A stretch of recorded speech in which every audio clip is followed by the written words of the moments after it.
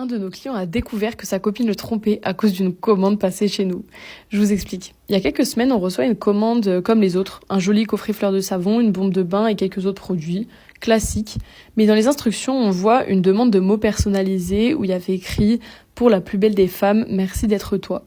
Rien de suspect, on reçoit souvent des commandes pour les copains ou les copines, donc on se contente de préparer soigneusement et d'expédier la commande. Sauf que, quelques jours plus tard, un homme nous appelle. Hyper calme au début, et nous demande à qui cette commande était destinée.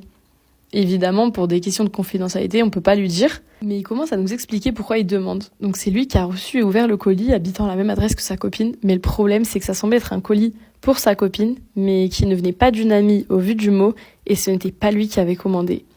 Donc il venait de l'appeler, elle a bégayé et elle a dit que c'était une copine qui lui avait offert ça, sauf que le mot dans la boîte avait clairement pas l'air de venir d'une copine.